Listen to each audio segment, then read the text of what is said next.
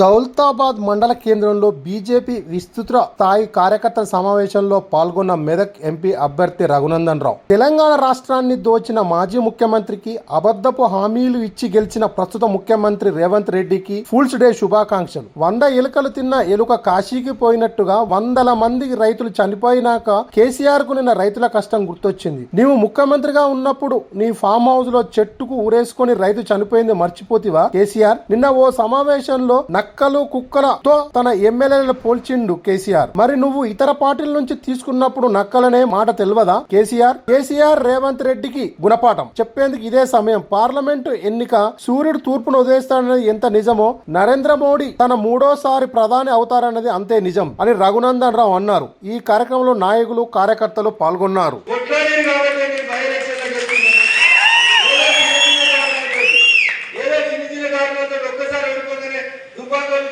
మీరు మాట్లాడొద్దని పటాచారాలందరినీ ఖండించొచ్చిన నేను.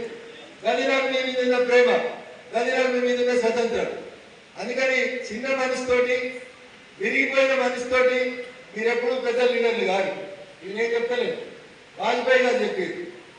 టూటావా దిల్సే విరిగిపోయిన మనసుతోటి కలిగిపోయిన మనసుతోటి ఈయన పక్కనికి పేరు వస్తుంది, మరి గుంజూరు గుంజితే అల్టిమేట్ గా నష్టపోయేది నువ్వే. చెడపదురా చెడదు ఇలా మీరు ఇలా కూర్చున్నారు. 2 రోజులైనా మీరు కూడా వస్తారు, తిరుగుతారు గుండ్రాగా. అవునా? ఇలా కాన్ఫరెన్స్ ఇచ్చిండు.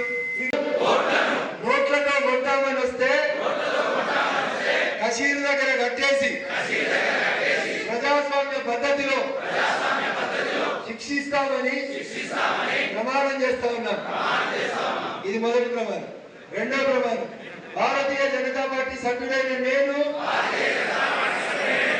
ఇలాంటి ప్రలోభాలకు లొంగకుండా 21 రోజులు అయ్యప్ప స్వామి దీక్షలాగా నరేంద్ర మోడీని 3వ ఈ దేశానికి ప్రధానమంత్రి చేసేందుకు పని చేస్తానని పైసలకు కానీ ప్రలోభాలకు కానీ దొంగలని కన్న తల్లి లాంటి పార్టీకి ద్రోహం చేయాలని ప్రమాణం చేస్తా ఉన్నారు.